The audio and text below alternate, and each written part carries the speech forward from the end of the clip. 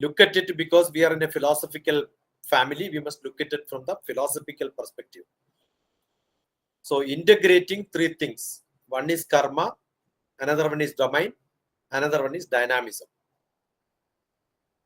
Right action in the right domain with an adaptability will make it successful.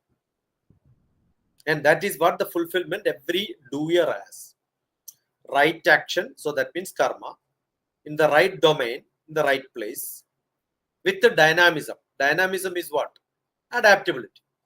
At the right situation, at the right place, for whom, for what, at what point of time, who are the beneficiaries. Look at all these aspects when I do a karma. That is a successful story. See, for example, now I am in an action of discussing, or we are in an action of involved into the topic which we have in our friend, that karma, domain, and dynamism, which is to be discussed here. So my action becomes rightful and the whole program becomes successful when it is in the right domain. What is the right domain? The philosophy family is the right domain. I am in the right domain. If I am in a wrong domain and I speak of the same topic in a different style, I'm sure people don't accept it because the domain is bad. The university has to be good. The organizer has to be good. The classroom has to be good. The dynamism around me has to be good. So I become adaptable to the situation. If somebody is not in tandem matching with the harmony with me, I will not feel comfortable. So when I am not comfortable, the fulfillment will not come. So what is karma, domain, dynamism? All together gives me and all the people who are the receivers of action. The right action has to have some result. The receivers of the result. What is that? That becomes successful, that becomes fulfillment. I think I can stop this lecture here because this is the right way to introduce the topic and nothing more can be told about it. Right action in the right domain with adaptability makes successful and fulfillment. And that is what we are looking at. But then let us, because it's a 1.5 hour lecture, I think I have to speak a little more. Then we will have a lot of interactions and probably reactions and all that will come. How do we balance?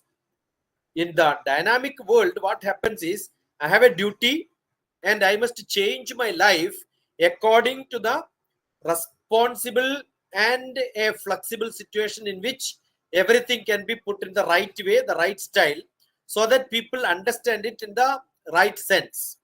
And this happens, and what for I should do this? As per, we all know that all of our reference and karma comes, immediately we will say it is on Bhagavad Gita. So I cannot escape like everybody can look at it. Who is the right person? Even in Bhagavad Gita, Bhagavan Krishna, when he spoke to Arjuna, he referred a beautiful person, the right person, who used dynamic and the real domain in which it has to be done, and with all the best action. Anybody can give a suggestion whose name came? And that is where it says Loga Sangraha. Loga Sangraha. Loga Sangraha is how do we make all my action with all that I do in a Sthita Pratna level, where the world itself, I am in the world of Puri now. Loga is Natha for the Loga. Jagannatha. Jagat is Loka. The Logadi Natha. That Vishnu, he himself in his avatara as Krishna, mentioned not about him. He did not say, I am the... No, he did not say that. He said, if you have got a focus, objective and scope, you are doing research, you are doing teaching, you are giving a talk, you are cooking, any household activity when you do, there are two things have to be very, very, very focused. One is objective and the another one is scope. What for I am doing? What is my lakshya? What is the karma which I am doing? What for I am doing? Who is the beneficiary? What are the people or what is the method in which I am going to do, so that will make it the better. So the Loga Sangraha bhi, for that Loga Sangraha, Karmanyaivahi samsiddham samsiddhim, Karmanyaivahi samsiddhim, Astita, he quotes. Who is being quoted there? Janaka Daya. Janaka is the person, the rightful action came in the whole Itihasa Purana Upanishads. You look at everywhere, people are not being quoted that generously by Bhagavan. Here, the Bhagavan himself is quoting. Who is the person who is responsible, or who is the person whom you can take as an acharya, who has done the righteous thing at the right place with a lot of dynamism in the right domain, and that is Janaka. We have a beautiful example here. Loga Astita Janakataya Loga Sangrahame Vapi Sam Pashyan Kartumarhasi. It's all being done by Janaka. But we cannot stop at 20, the sloka number 20 in the third chapter Karma Yoga, because we have to go to 21 also. And what does it say? Yadyada jaradisrashta tattade vetarochana sayat pramanam gurude logastadanuvartade. Who is an acharya? Definition itself is here. When my work becomes a fulfillment work for me, whatever I am doing is beneficial for many people, and I have got that fulfillment in me, and the people get benefited out of it. Therefore, my karma becomes so successful. That means the karmi who is going to do becomes an acharya, because he is doing it. Acharya's job is doing things and showing to the others for them to follow, and the beneficiaries will follow them. So definitely this is the best example. And 21st sloka, I quoted 21 because 20 because I want to have the Janaka's name there. Yadyada jaradisrashta tattade vetarochana sayat pramanam gurute lokastadanuvartade. By performing the prescribed duties, what is assigned to me, that is what I am supposed to do. King Janaka, what he did, he attained the perfection. And you should also perform your duties. Bhagavan is telling Arjuna. So what is to be done? You have to set an example to the world so that you also becomes an acharya like Janaka. Those who are karmis, those who are into action, those people are acharyas always. Whatever action great person perform, common people will follow. And whatever standards they set, that will become the world practice. Therefore, Arjuna, you have to do your action. What a great example is quoted by Bhagavan himself by quoting a king like Janaka in this place. So most important is karma, but second important is domain, and third importance is the dynamism which you do. I must do pranams to Pramodji for giving such a topic, for making me to reflect on this, thinking about it, understanding the meaning, whether I don't know whether I'm explaining it in the way I am able to do it, or maybe if that is not enough, any one of you who are expert in this must expand this. It's a beautiful topic. I loved it so much. I loved it so much. Thank you so much for this topic, which makes me to think beyond what I used to do generally when I talk about Bhagavad Gita. Though the principle of action with the great consequences, that makes it a great karma. So karma is not important. The action is important. Not everyday activity what I do cannot be that karma. Generally what happens is the common people, they think Bhagavan Krishna is talking about making idli, sambar, chapati, sabji. Oh karma hai bolke. Oh karma nahi hai. Karma is something which is lokanam upakaraya, which is useful for human being. So the karma means action. That doesn't mean the English action. It means work. That doesn't mean the English work. It means the deed, not your duty alone. What I do beyond my duties, what I am doing as Dr. TPS now, is not what I am supposed to be done by with a salary that I am doing. You are getting a salary in a department for teaching, and you're doing only that, then that is not karma. That is a karma which is your prarabdha karma. That is not what is required, because you are getting salary, you are doing it. Nishkama karma is important. What is useful for the people around the world, beyond your limit, beyond your definitions, beyond your order in which it is given by government. No, that is not what we are supposed to do. Any action, any thoughts, any intention, any activity which you do will have an effect on the future, the generations to come, the large number of people, and that has a great effect. This is what we should understand when we talk about action. And it is according to the Dharma Shastra. So there is an ethical rule in which it should not be. I should not have a second thought. Should I do it or not do it? No, that thought should not come. It should come not from my buddhi. Thought comes from the buddhi. I should not think about it before doing it. It should just come casually with all the devotions. With the bhakti, it should come.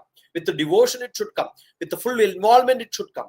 And it should not become that only I am passionate about the job, but I don't worry about what is the consequence of it. It cannot be karma.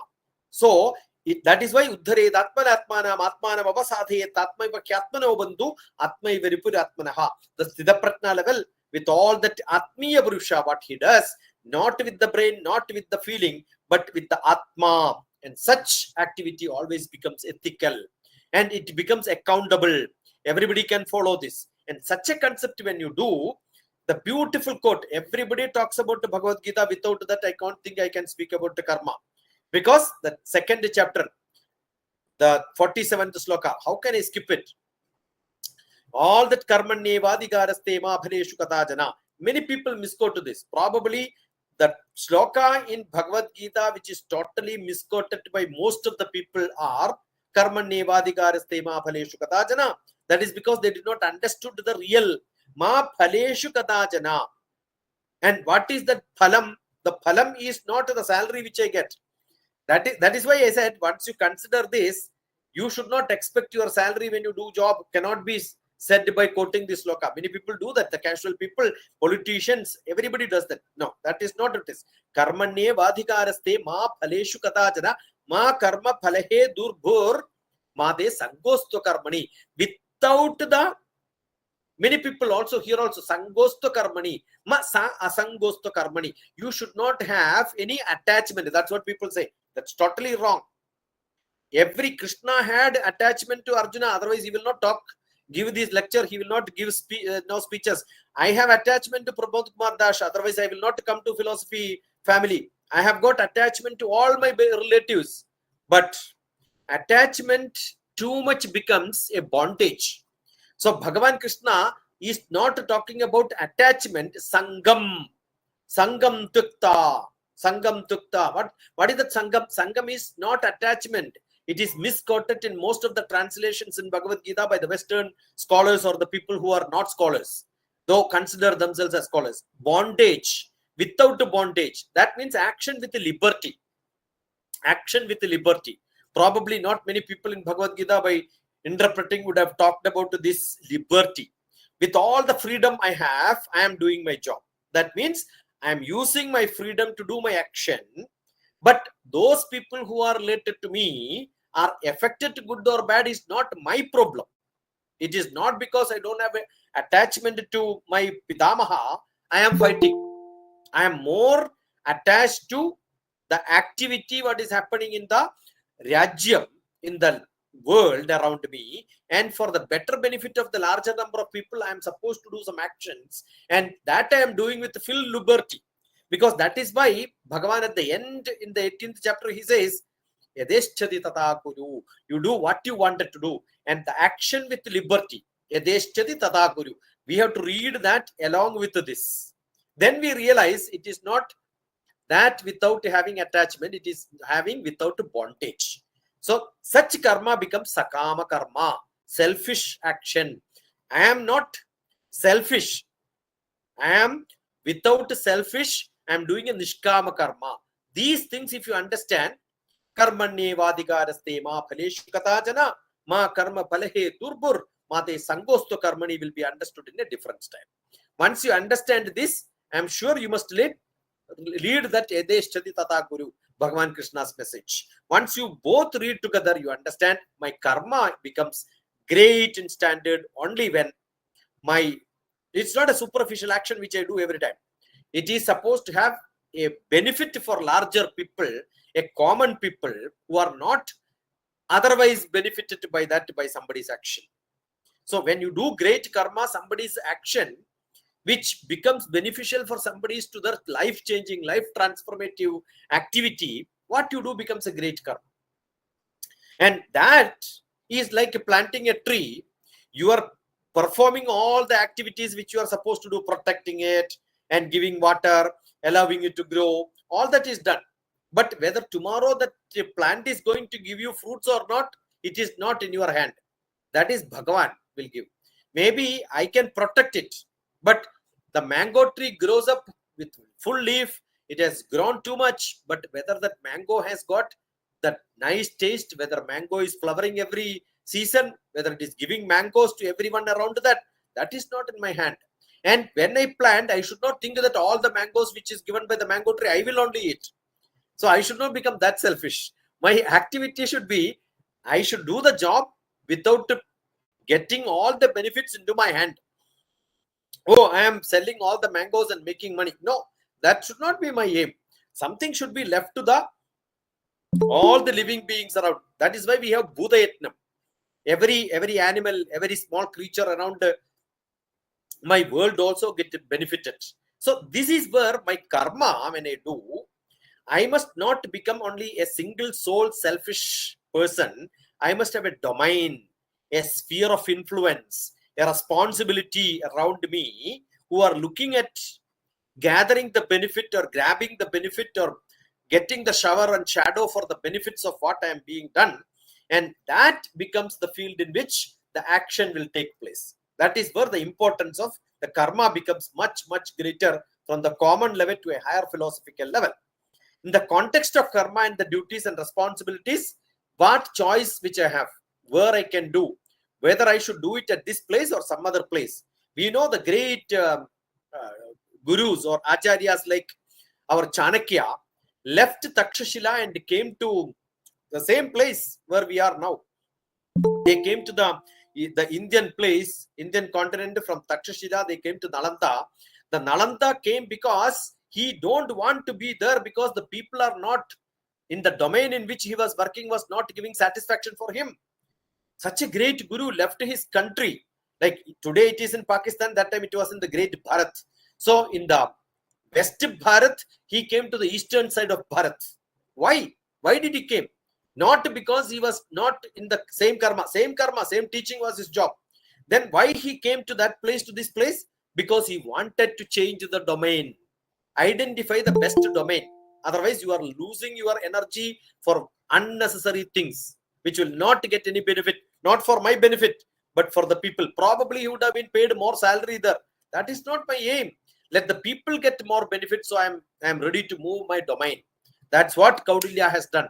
That's what Chanakya has done. So a great example here. In the same place where I am there now, the Bihar and the Odisha region is the greatest place where a lot of academic activity happened once upon a time. We cannot forget that. So it is not the personal, it's not the professional, it's not the social, it is the cosmic benefit what people have to look at it. And that is how the Maurya Samrajyam came. The whole Maurya Samrajyam was built by Chanakya. And I am sure Odisha has got a lot of benefit, or probably we had problems around that for the during that time the country got lot of problems. But ultimately what happened in the Maurya Samrajyam has benefited all these part of the country. Therefore, that benefit not for a shorter time, for a longer time how the benefit happens. So that's why I said it's a cosmic effect, not the personal. Personal effect is only few years. Professional effect is only until when you are in that profession. Social effect is only the limited place. But it beyond the time. All the temples in this world are having a cosmic effect because it's not personal, not professional, not social. It's a cosmic effect. That time it would have been not in this part of the world, for that benefit, or that many number of people would not have been visited. So the people are increasing. So many people are getting into this. So that is what is Swadharma, which impacts for the responsibility for the greater world around my world. That is more essential. And that is why Bhagavan Krishna talks in Bhagavad Gita, asking Arjuna to become a warrior for a better and greater cause. You can see the same philosophy in the Greek philosophy also. I am not an expert in Greek philosophy, but I only say that people are interested. You can look at the domain interest. I'm sure that could be the reason my Professor Pramodji has mentioned this, because in Greek philosophy, they talk about domain. Maybe in the Indian philosophy, we don't have that sort of a word being talked about, domain, justice, etc., etc. But Greek philosophy talks about it dynamically, explicitly. But in our philosophy, we can see is implicitly inside that. You'll have to read, reread to understand or interpret the way which I'm trying to do now. Probably must be the method in which you must look at what is domain. The sphere of influence and the responsibility in the philosophical meaning have got operates in a, not in the only the personal level, social level also it operates. I'm not saying it's not there, but the cosmic level in which it operates is more important. Therefore, it becomes a dharma, which becomes a swadharma for me to retain the dharma in whatever I am doing. That is why Bhagavan Krishna talks about in the 18th chapter, Sreyan swadharmo vigunaha paradharmat swa anushtitat swabhava niyatam karma kurvan na apnoti kalbisham. The way in which the better the own dharma, which imperfectly what I do or perfectly what I do, is not what is great important for this. But what is important is another's dharma, my neighbor's dharma, my well-wishers who are all going to come in the generations ahead, all those dharma, that you should become very perfect. Therefore, the intimate duty which I am doing, the duties which are given to me by birth, duties given by my subordinates, maybe superiors, maybe by environment, all of them, the person does not do, or there is no way of getting without sin. Everybody does sin. But what is to be done is whatever you are doing should have a dharmic mulya inside that, so that in the greater life for a larger time, in the longer world it becomes so beneficial to everybody. And I'm sure here also we have got the Greek philosophers like heroes and all such people were being talked about the knowledge and the defiances. So the dynamism is now coming into picture. What is, where, when, how, why I do. That determines in what view I am doing, what is the objective and scope. So without objective and scope, whatever I do becomes useless. So the dynamism comes with a change, adaptivity, and a growth potential at every point of time. Growth is essential. So you should never get satisfied with the action which you are doing. Satisfaction is a wrong word in any karma. When you get satisfied, you don't grow. So development doesn't happen. So I must be happy, but become unsatisfied. So when I become unsatisfied, what do? I change my ways. I adapt to new situations. I change my technological usage. I grow dynamically at every point of time. So dynamism is very, very, very essential part of any action which we do. The world consistently have got a change happening. The flow happens. Everything changes. What was the purpose of the temple? What was built by the long 10th century to 13th century? We had great temples which came. But the temples were not that. Temples were there much before. But after that, there was a renovation which came. The Buddhism came, Jainism came, a lot of problems came. And I am living in now today in Puri, where I understand all these changes were captured together, mixed together, made changes so that becomes so dynamic to the society of today's world. If it would have been thoroughly the same Hinduism, where Jainism and Buddhism were not understood and grabbed together, that is why when you go to the caves around here, you will see beautiful sculptures and the carvings which depicts Mahabharata and Ramayana. So I had a question, why the Buddhist and the Jainist have embraced the Hinduism altogether? So it is not opposing somebody's philosophy. It is putting them together for what? For a change situation. The world is constantly in flux. The flux is like a flow. Everything is flowing. The time is flowing. The thoughts are flowing. The philosophy is flowing. The society is flowing. The demands are flowing. So in such a situation, what happens is we should understand the Shiva's cosmic dance, which is the creation, and getting to the meditation samadhi level. In between the action what we are doing, the karma which we are doing has to reflect the dynamism, because in the creation there is a dynamism, and in the cosmic dance of Tandava for the Shiva there is a dynamism. So Vishnu has mixed them together. That is why most of the places what I have seen around the temples, we have a Vaishnava temple, but Shiva is part of every small activity. Every small activity that happens. Yesterday I was there in Raja Rani temple. But the story doesn't stop with Vishnu or Shiva. It's an agglomeration or maybe combination of both. And it doesn't stop there. We have Buddhist and Jainist philosophy together. So this is a beautiful depiction of the dynamism which happens in the religious pattern, in the pattern in which otherwise why Kaudilya sort of a person should only educate people, but he found it is not enough. He should create a kingdom. He should create a large number of kings who will become the follower of him.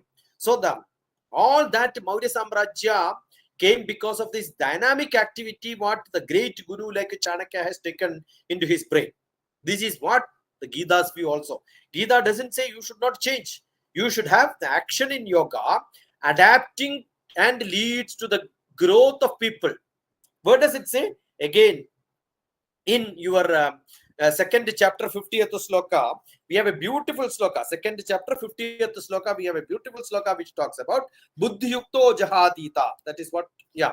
Buddhi Yukto Jahadita Ubhe Sukrita Dushkrite Tasmat Udyogaya Yujase Yogaha Karmasu Kaushalam. What is that Kaushalam? Kaushalam is that ability for you to understand what situation, where what is to be done. That is dynamism.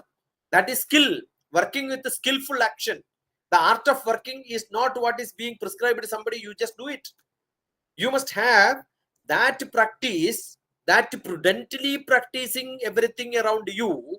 Even the work what you have got a emotional, intellectual, social, spiritual, any level which you are working, you have to do it without bondage and get rid of both the good and bad reactions around you, around the life. And therefore, what is to be done? Strive with that yoga, which is the art of working. Buddhi yukto jahadiha ubhe sukrita or dushkrite tasmat udyogaya ujjaswaha yogaha karmasu kaushalam. And that kaushalam is that samarthyam, that ability to see what are the consequences of my action so that I can trammel up the consequences, as in the Shakespeare talks about in the Macbeth. I must be able to do that. That is leadership. So you should have a leadership. You should not become in the karma level all the time. Use the dynamism, use the best domain so that the karmi, the action who is under your control, will lead you, your control, your action, your liberty, your way of differently working, your adaptability to the situation, your decision-making ability, your ethical decisions, your leadership quality comes into you, and you will change from smaller level to higher level, and your domain will become higher and higher. And that is what is essential. Yoga, karmasu kaushalam. Excellence in action. So yoga is not closing your eyes. And yoga is not meditation as being taught today. Close your eyes and sit in a corner. No. It is meditation in action. I am from Swami Rama Himalayas tradition. So we prescribe always you should have the ability to work dedicated, and every action which you do becomes a meditation for you. And that comes with only freedom. That comes with the liberty and with a lot of courage in you. And that makes you a wise person, adapting to the changes, adapting to the situation. Ethically, integrity will become part of yours. And that dynamism should be your principle of activity for change and adaptation. And that is the dynamism which we are talking today. And that dynamism refers to a continuous movement, adaptability, evolution, change. Look at the situation, learn together. So it needs a lot of learning. That is why the karma without adaptability, karma without domain, become karma without knowledge. The fourth chapter totally talks about knowledge. So if you have to learn how the karma devotion becomes knowledgeable activity, and that knowledge purifies and makes your action better and better, this is what you are supposed to do. And I'm sure the karma yoga with a lot of devotion, with a lot of activity, your perspective in looking at what is being done every day around you becomes not just around you, it becomes the whole world dynamism. And that is what is represented by probably the Tandava of Shiva, and that in probably the I think the Heraclitus, the everything flows, the fundamental theory and the principles in the Greek philosophy also almost becomes the same, I think. So integrating karma, domain and dynamism for a meaningful life. If I call the title, if I want to rename it, how do one will have a meaningful life? The meaningful life comes only when you have integrated your karma, integrated your situations around you with a dynamism. I keep always saying your attitude and your skill and the opportunity given, all these three together becomes performance. And that is what I'm seeing here. Your skill becomes your karma, and domain becomes your opportunity, and the dynamism is what is the attitude which you should have. So probably until now I was telling attitude, opportunity plus skill is performance. Now I will tell probably karma plus domain plus dynamism together gives you a meaningful life. So align your action with the dharma, be adaptive and be ethical with everything around what you can do in your life. Have a self-realization, and therefore your contribution becomes at a highest level and your life becomes meaningful. And that is what is called a Loga Sangraha. And that Loga Sangraha is what is being explained in the 3rd chapter, 20th sloka. The 3rd chapter, 20th sloka is a beautiful sloka in which what Bhagavan says is Karmanyaivahi Samsiddham Astita Janakataya Loga Sangraha Me Vapi Sampashyan Kartumarhasi. That is why I wanted to start with the Bhagavad Gita 3rd chapter 20th sloka, and 21st sloka is probably the most best conclusive sloka which I can quote here during this time. Yadyada janati shrestha tattadeveturochana sayat pramanam kurute lokastadanuvartate. An acharya is one who performs such an action which is dynamic, which is where, when, what, why, how he has to do is understood perfectly. Therefore, his job becomes so adaptive, and such a karmi, such a person with a meditative action becomes an acharya. And we need in Bharat such great acharyas, because today's world is full of problems. Children have no questions. When you go to academic institutions, you don't see children asking questions. Why Bhagavad Gita is being taught? It is not made by Krishna. It is made by Arjuna. So we need a lot of Krishnas. No, we need a lot of Arjunas in this world. And what is our responsibility of acharyas? Creating such Arjunas is what is our responsibility. I am sure when Arjuna is there, Krishna will come. That is what we wanted to do. And the action for all of us today is not a blah blah blah lecture to the senior most people. We want to make this dynamism and take them to the right domain.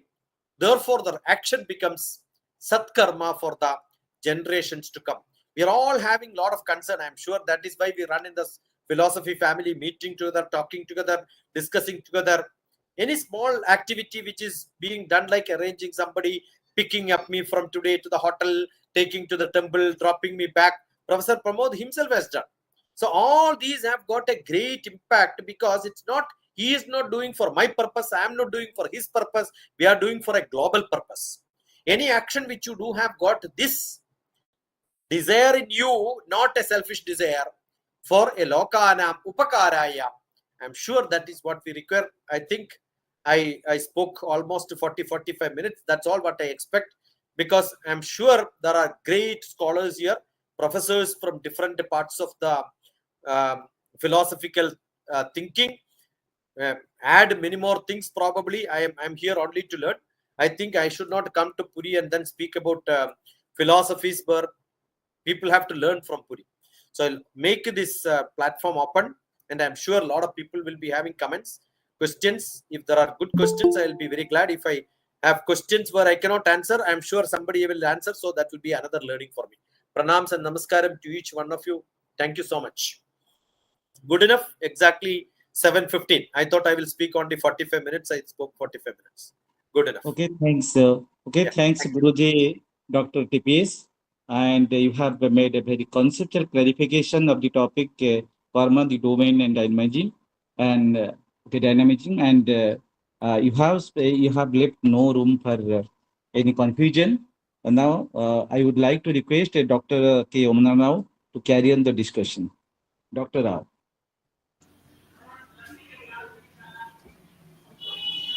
Thank you, Dr. Kailas Dasji. Thank you so much. Namaskaram, sir. What a nice lecture. It was a beautiful blending of karma to shoot to a right domain, and also define the dynamism. And you are in the real domain and the place where you are now today. So it's a kshetra. It's a domain where many things are defined, and from there you have addressed a very beautiful lecture to the gurus the responsibility that you have given to the gurus this day, because what is missing this day, that you have tried to fill the gap. And hopefully this would be a message to lot number of people out here, to see that where this tradition, the guru tradition, is missing, and how a guru would be in action, and every action becomes meditative. So with this, let us move to I thank you, sir, a beautiful lecture, and I will have my observation towards the last, and I will have to learn a lot things from you. And to start with, let us move to Professor Ranjit Ghosh to initiate the discussion. I request Dr. Ghosh to have some observations, comments, and questions. And as Dr. TPS has said, he will be loving to have beautiful questions, because that is how he sees life, because he wants beautiful questions, because that keeps him learning. He has never said that he has learned, even though he's the wisest person here in the platform, but still he says he wants to learn. That shows his attitude to life, that shows his attitude to learning, and that should be the culture of any guru. That is how a guru should be. So these are the steps which he has shown us, and we should learn from him. So with this, let us move to Dr. Ghosh for the questions. Okay. Namaskar. Thank you, Dr. Rao. Let us all congratulate Dr. Sasikumar for giving this small and beautiful lecture on the karma theory. Now, the thing is, my observation on an emphasis also, which he has pointed out, should be taken into account. And the first one is action with freedom. This normally, when we discuss Gita, we just bypass this freedom aspect of the thing. So action with freedom, this is one important thing that he is making, bringing us to the forefront. And the other one is when he says that we want more and more of Arjunas and not Krishnas. That is also another important thing that he is pointing out.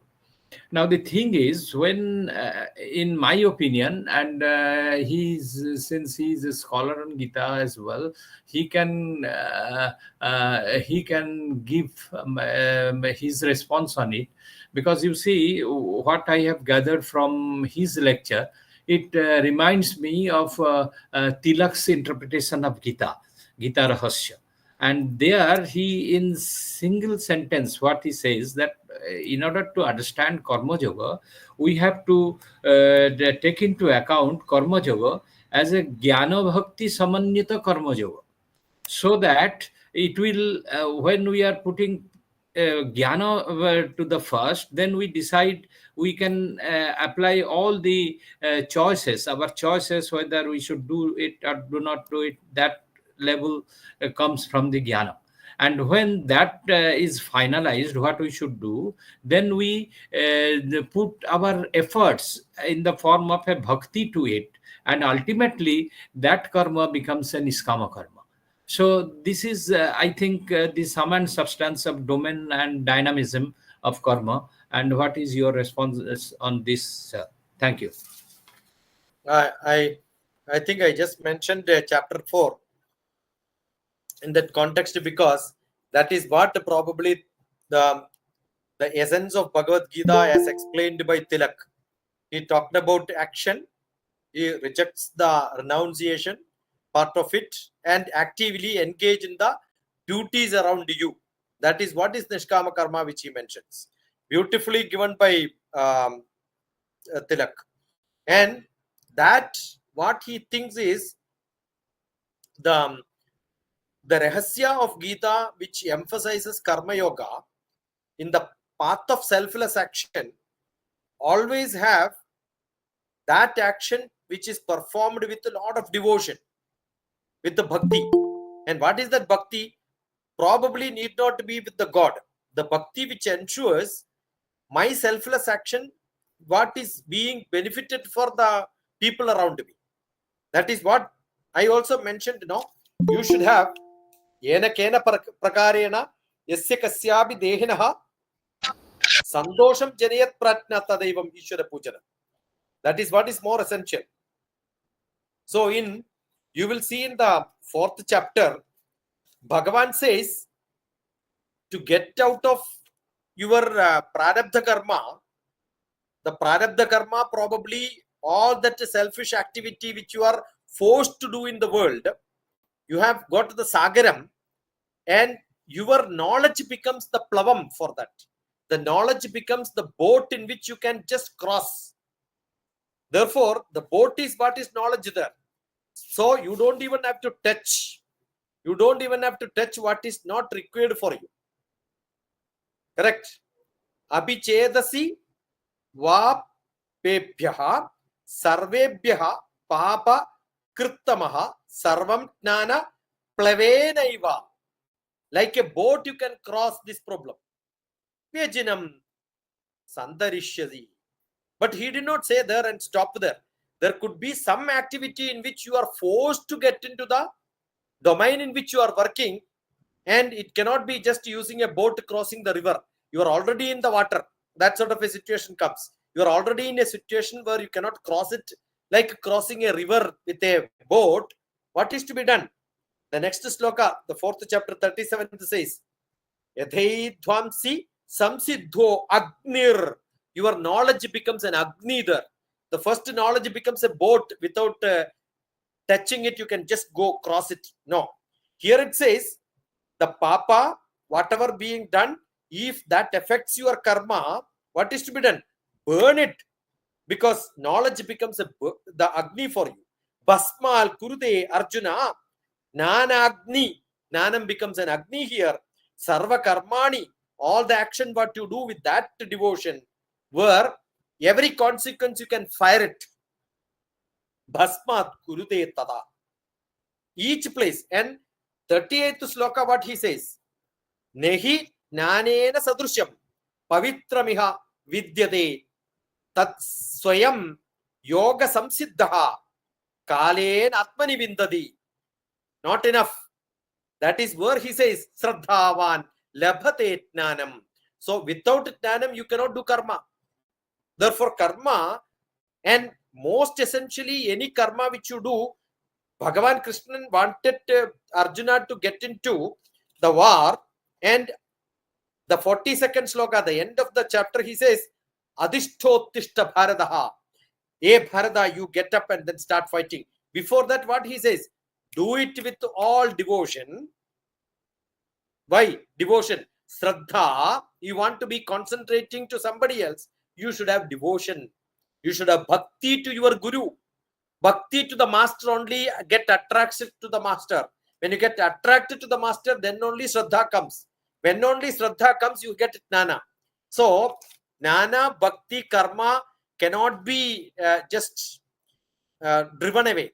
I just mentioned the chapter title saying that the 4th chapter, Jnana, Karma, Sannyasa, Yoga is important.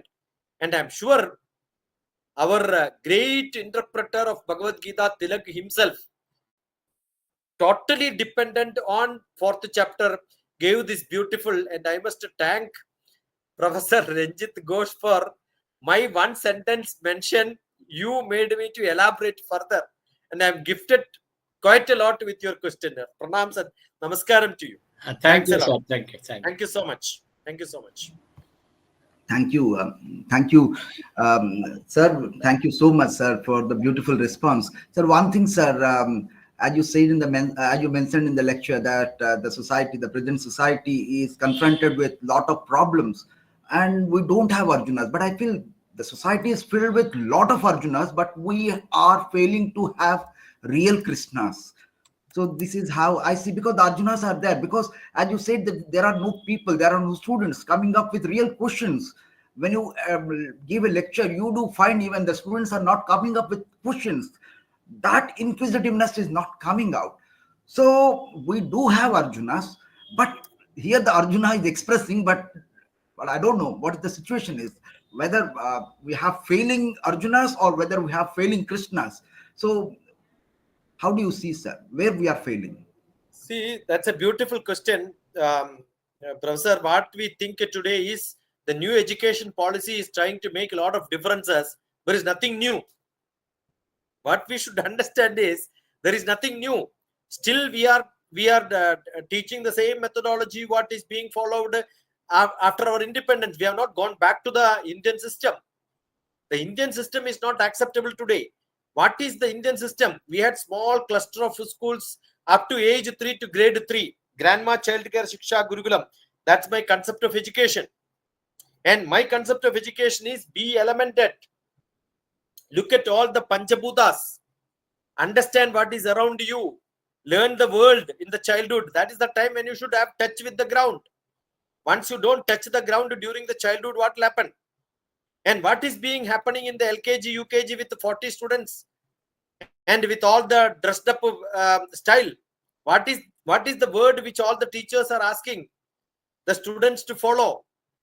The word which is maximum used in any classroom is keep quiet, silent. When you are asking somebody to keep quiet, tell me Krishna never asked Arjuna to keep quiet. If you would have asked to keep quiet, one sloka Bhagavad Gita have been over. But Bhagavad Gita is not over in one sloka because he entertained Arjuna asking a lot of questions. Every child is born with a lot of curiosity. He wants to ask a lot of questions. But today we are not allowing children to ask questions. I keep learning. We are only copying. We are all copycats. We are copying from the West. And we talk about 21st century education. Tell me what is century? Century is 100 years. Are we talking about an education system for 100 years in the new education policy? No, we should talk about the next 5 years what will happen to our children. That's why the dynamism. That's why I said when we said dynamic domain, the domain has changed. The world has changed. Technology has changed. So the domain has changed. The dynamism has happened. Lot of things are happening around. Are we not the people responsible for changing the education system? Where should we start it? Why children are not asking questions today? They don't bother what's happening around. They want to just get a certificate and come out. They want to get a job to make money. And once this job is not there, they know there is another job waiting for them. They don't worry. They want only salary.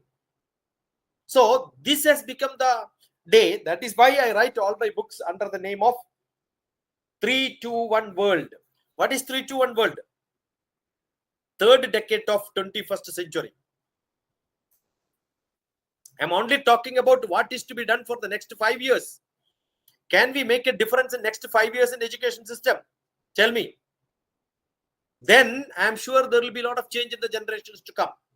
What happened? 3 years of COVID has changed many people into depression because the social activity has stopped.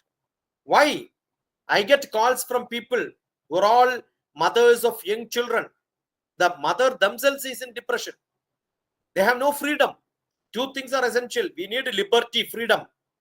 And also we need a lot of courage. And this we have to get into the children from the young childhood, age 3 to grade 3. That is the time we should change. So I've written many books on psychological aspect of these children where things can be changed. And where it should start, it has to be there in the mother. If mother has no freedom, liberty, thoughts in their womb, when the child is in the womb, definitely they will not have.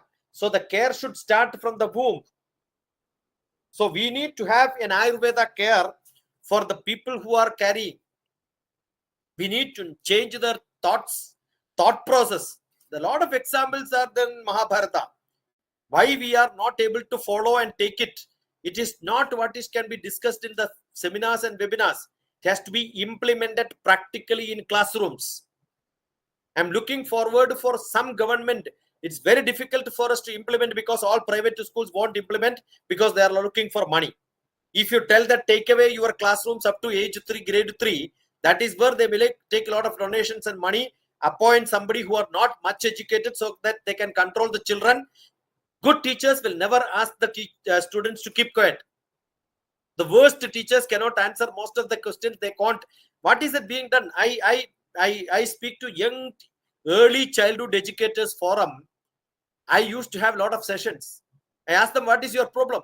They always say, I'm not able to control my children. I said, why are you controlling your children? See, we are talking about liberty. We are talking about action. We are talking about the creativity. We are talking about thinking. We are thinking of all this. No, thinking and creativity never comes with control. We are talking about controlling situation. So the problem is at the root, we have not corrected our system. We will not be able to change them. So that is what I am looking for. It is not that what I wrote. I wrote 4 books, A to Z of early childhood education. And early childhood education has to be implemented in a different direction. Then only these things will happen on the ground. So the domain has to change. The change has to happen in the way which we are changing. Nothing has changed. You go to any private school, is there any change happened after NEP? Nothing has changed. LKG runs LKG. They have added to nursery also inside now because government is given sanction from 3 age onwards. And now, is there a change in the government schools? Nothing have changed. So private schools are not changed. Government schools are not changed. So where is going to change? What is going to happen in this? So we need actions. That is what I keep roaming around the country like this, collecting small group of people and educating them to change. Don't change your classroom, but one day you change your classroom. One day you can make small difference in your classroom. I'm sure parents will accept, people will accept, teachers will accept, students will accept. So small change can happen. That's a great movement which is to be done in this. So you asked a very beautiful question. Thank you so much. Thank you so much, sir, for a beautiful response. Thank you so much. You carry a lot of energy. That energy has to be infused in the modern day teachers. This energy is missing. Again, I feel. Thank you so much, sir, for the response. Now, let us move to Dr. Behera, Radhanath Behera, sir, but I request him to be pinpointed because we wish to listen to Dr. TPS in full. Sir, please have some pinpoints. Please. Namaskar, sir, please. Namaste. Thank you, sir. Sir, my question is, NEP 2020, it's all good. It has its own aim and ambition, visualizing the transformation, nabbing the problems right at the source, that is at the KG level, and so on and so forth. Now, once you inculcate moral education, ask them to be good, to behave good, and so on and so forth. As a teacher, giving enough freedom to my students, I felt they were eager enough to learn more. But still then, once they leave the portals of the college, high school, or even primary school, they enter into a different domain. To quote you, in your words, the domain may not be suitable to them. And with all these sorts of moral education, purity of mind, and cleanness in thinking, they enter into a different world of ours, full of fear, selfishness, and corruption. Can you check it? Just because we have started them with a clean slate of mind, and they enter into this dirty world of ours, can there be no change? How your dynamism will work? Please answer. See, probably what is lacking in all of us is not the moral education. Moral education in a engineering college, the AICT also started implementing moral education for the BTech students. I was also a faculty there for giving some lectures. When the new circular comes, everybody does it. And we have a Indian knowledge system, IKS. I must have given hundreds of lectures all throughout India. But that doesn't make a real implementation of appreciating because it is not there as a sole system. We always have children. You go to every nook and corner of India. You go to Punjab. You will see maximum number of boards, the big boards, the display systems. What it says is you have to go to Canada, you have to go to Finland, you have to go to Singapore. Lot of people want to migrate from this country. You have to go to USA. Now you have got lot of series coming with the internet, with a lot of access to the Netflix, Amazon Prime, everything. We have a lot of people who are following Korea. So what happens? Your value system, what you think Indian value system is not applicable to the next generation. They are exposed to the world. They are looking at what is happening, the lifestyle of them. And our new education policy is not always saying that Indian system is good. We say go to Finland. You know what Delhi government has done? Delhi government has sent all the teachers to Finland to learn early childhood education.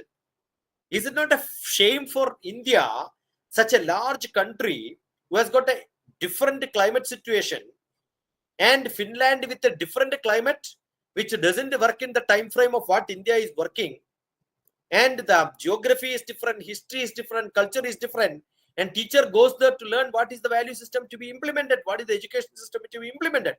What we need is a India-centric education. India-centric education is also not just teaching yoga, where 3 months you learn yoga and then start teaching and you become an yoga acharya. No, it has to be the parampara. The Bharatiya Jnana parampara has to be followed thoroughly.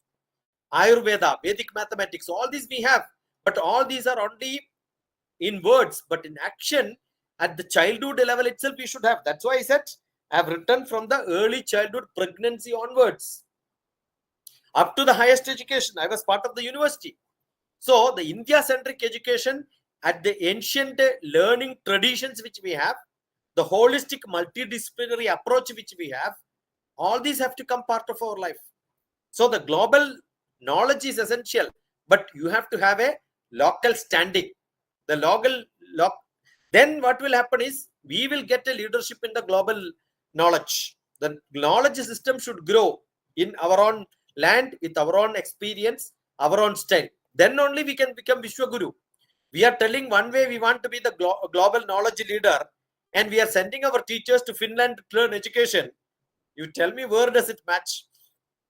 It doesn't match. The new education policy will not get implemented. That is one of the things which I am so happy about it. But I am sure people spend a lot of money. You know, you have education tourism now.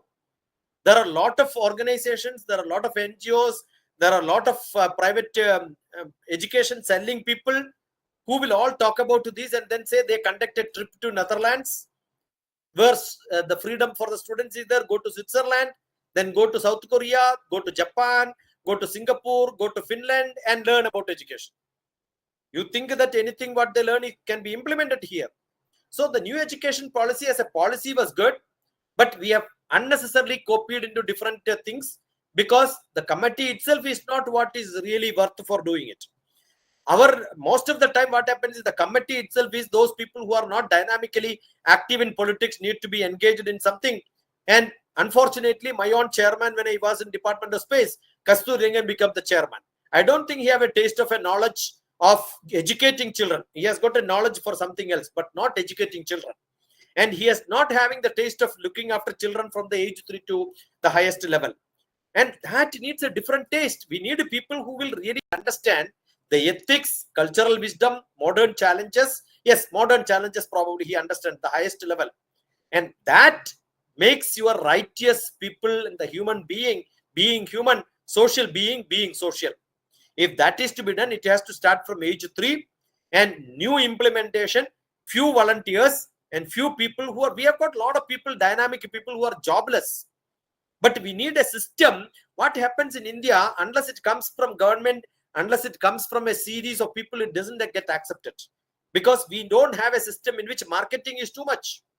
So we have to fight with the marketing people, for which we need large resources. This is what I think where the NEP has failed. Yes, failed. Will it get implemented? I don't think a change will happen. Again, we will talk about it. Same thing happened in UNDP in the United Nations. UNDP in the 1970s. Now today you are calling it as SDG, Sustainable Development Growth. There is no difference. 2015 to 2030 it has to get implemented. Now today 2025 also we are talking about implementation. Nothing has been done. Why? Because we keep talking about it, nothing implements. So 2030 it will stop. Again some other system will come with a new name. So I wrote a book on SDG, and that book is Sustainable Development Growth Goal is not SDG. Sanatana Dharma Goals. Sanatana Dharma Goals is SDG for me. So I wrote a book called 108 policies, which contain a lot of value system which is to be implemented in the society. The parents get educated.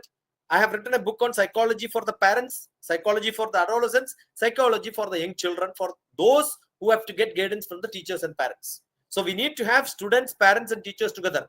That's why name is also TPS, teachers, parents, students. That's my name. I'm Dr. TPS. Okay. So I'm actively involved in this. That's only one thing which I do in my life is only this now. Nothing else. Thank you so much. Thank you so much for reminding. Sir, one more question. Yeah. In the IAS Academy, there is a motto. Mm. Yoga Karmasu Kausalam. Kaushala. Skill is action. Yeah. Skill in action, right? Yeah. But once they come out of the portals of the great institute, look at the scenario. They either fall prey to corruption or become his master's voice. Politicians control them. They lose originality and waste time and energy and money and do their own thinking. What is to be done? Number two, as you said, engineering students, I was associated with some of them. Now, one director of IIT, particularly of South India, probably it is in Madras, he said, when our graduates come out of IIT, I mean the institutes, they have one leg on Indian soil, the other leg on Air India, that is to fly out. If that is the scenario, how much of money is spent to produce an IITian just because he would go for this falling prey to brain drain? If that happens, all these systems, all our educating values will slowly go down the drains. So how do you look at it? See, I was also part of engineering college. I was an executive director of an engineering college. I was also a management professor in an engineering college for a few years as tenure. I understand what's happening in the, I keep saying, making better jokes, saying that Mahatma Gandhi told to quit India and then all the BTech people are quitting India today. Right. So this is part of a great joke. But I'll tell you, in the IAS training situation, we have got the Karma Yoga, which is given important ethical efficiency and all the resilience and the balance of, and the duty becomes not that personal interest. It has to be on the side, all that policies. And our selections in IAS is so fantastic because I was part of Cabinet Secretariat. I was Deputy Director in the Cabinet Secretariat. So I understand what happens in the Manmohan Singh's time and how the India is being ruled. Don't think it is done by politicians. It's all done by executives only. So systematic activity is happening in our administration. So administration is so tactfully, beautifully maintained perfectly well. There are few people for their favor. They go to the politician, they listen to the politicians. And why people don't get into civil service with all the greatness? That is because we don't have Dr. TPS Civil Service Prelims Handbook. Look at, I have got students getting into the system. I am pursuing people to get into it with a lot of values. The next month, the same time, I will be in Kerala with a school where we wanted to train a lot of people or aspirants for civil service at least. And the reason is not the political situation, corruption and all that. The reason is people are so lazy and they wanted a system which is in front of you where you can get in and have a peaceful life. So here we have a lot of problems. We are still a developing country. We have a lot of population. India's problem is not education, not pollution, not controlling the corruption and all that. Our problem is only population. If India had less number of people and we have got a beautiful population which can be controlled and handled by the people around, and India would have been one of the successful country. And the money which is being driven by few number of people who are very politically influential, they are creating problems. That means social justice is not there. So these needs a lot of time to change. But politics is the problem, not the administration. And we cannot get out of politics because they are people representative. So we need people who are logically correct, intellectually correct, academically they are educated. What is happening today? You have got certification, but not education. We don't understand what is to be done. We are in the hands of people with the power grid, and they have no sense, and they will have in the wrongdoing, and this peer pressure, the lifestyle demands among the people make them to go abroad so that they will become happy sometime. But I am sure they are not happy there. All of them wanted to come back and serve India. They wanted to be part of India. They want to learn culture. But they have to be here without fear, without the administrative constraints which they have. So maybe some liberalization in starting the entrepreneurship and such things. Definitely, I am hopeful and think that it will come. Sooner or later, the society will come back to the culture. I am always with a lot of positive mind. I don't think the disaster is going to happen. I always feel there will be a change and people will come back. We can fix all the problems, and maybe we don't have the strict punishment. Transparency is not there. The whistleblower for all the protection is not there. The public vigilance and awareness is not there. The moral and ethical reinforcement is not happening the way it has to happen. The merit-based promotions are not happening. These are all essential. We cannot do it because of the political situation. I'm traveling to Gulf most of the time. I see, when somebody have a penalty of wrong driving, my penalty may be 1,000 dirhams. But the person who is driving has to go and stand in the queue and pay the money for 10 days, 100 dirhams each. Because you have crossed the signal to save 1 second or 2 seconds. The penalty is 10 days. You are wasting half an hour for this. That's a punishment. It is not the money. So we cannot have such punishments in this country. I am sure if you have such punishments, very thorough punishments, India will become best. So it is the political will. Judiciary is great. Politics is great. Luckily, understand, don't compare with the most developed countries. We are almost equal to Pakistan in terms of a newly born country. It's only one night difference. You can see what happened, turmoil happens in Pakistan, and what turmoil happens in Afghanistan, what turmoil happens in Sri Lanka. And these are all smaller countries. As a big country, without the turmoil, as a union government, with all the state governments together, running a government is not a small joke. I was at the highest office with the Prime Minister, and I know how difficult and how things happen. We must salute all of them for the great work.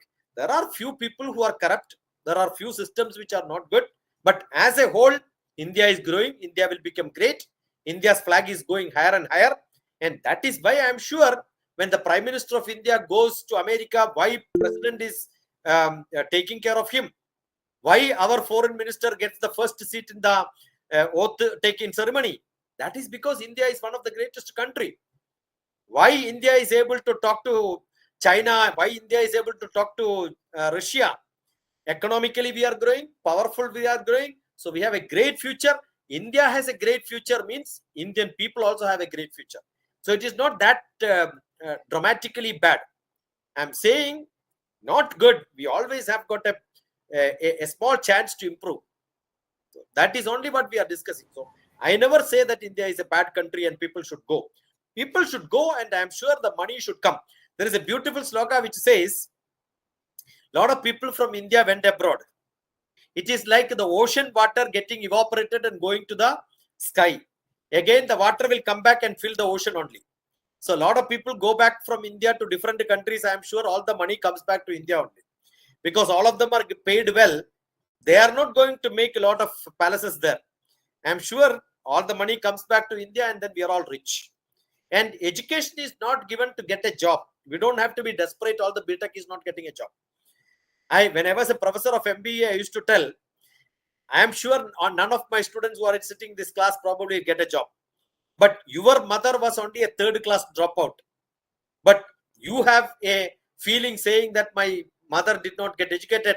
Your children can tell my mother is an MBA. That is enough. That is why most of the government is giving free education. Andhra Pradesh government was giving free education for all the girls. Engineering colleges, all the professional degrees were free there. Bus transport was given free. So I'm sure we have to empower women, empower girl children, so that tomorrow many of them will come into the forefront. The world will change. That's what I'm looking at. Probably needs a lot of changes, and that will happen. Sir, sorry, one request to you that you are having a large field of activity. You try to find out some means how to instill Rashtrabad in all the students, all your students you meet. So in that way, I think many of the problems that you are talking about right now, and as Professor Behra said, one the foot is on India and the other one is Air India, that will stop because every family, you see, in every family, we have to see, we have to try our children to demotivate them to go outside, because India is having ample opportunities. And you see, I'm talking about my own children. I have always demotivated them.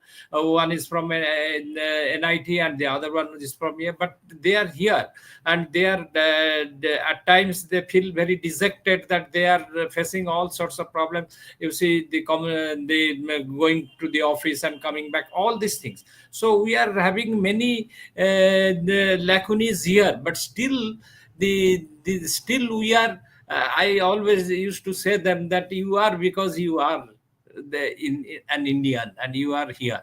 So that is how all of us should try to instill this type of Rashtrabad in our own circles, so that gradually the things have changed. You must be observing more than me, because these days I am seeing many of them because of this startups and etc. They are doing it here.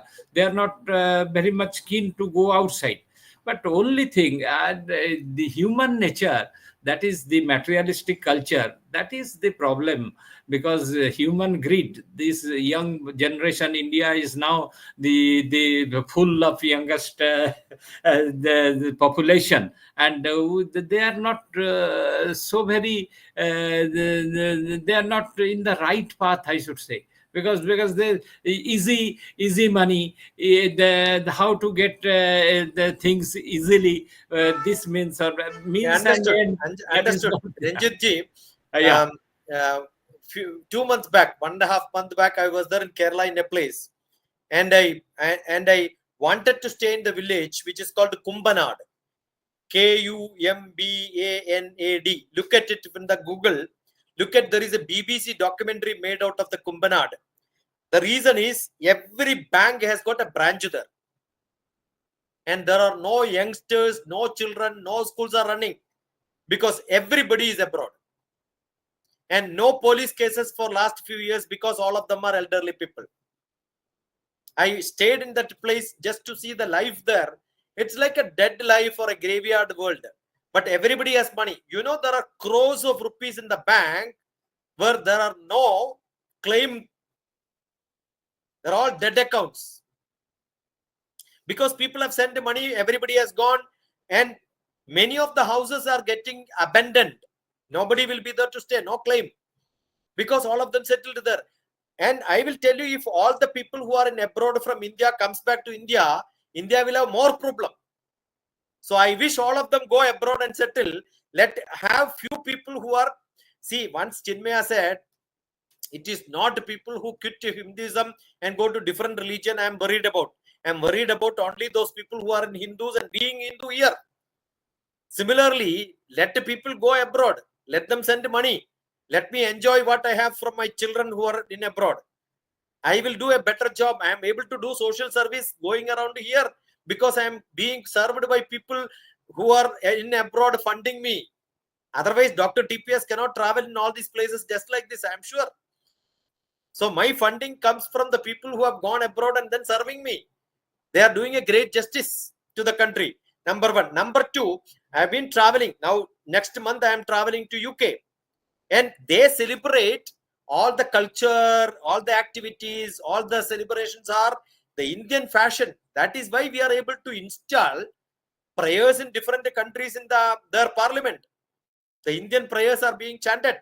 We have got global situation now. That is why Indians are ruling the other country. That's why we have in the palaces and the presidents who are all dedicated to Indians. So I'm sure we are not in a wrong way. Let our people go. See, Vivekananda got accounted. We started celebrating him only after he comes back. Dr. TPS never taught Bhagavad Gita here to start with. I taught in America only. You look at Chinmaya, he taught in America only. Swami Bhuva taught yoga in America only. We have got a lot of people who went there, started there. Once they get recognized, no, I'm sure you will come here. That is why we quote most of the time the American and British and English, right?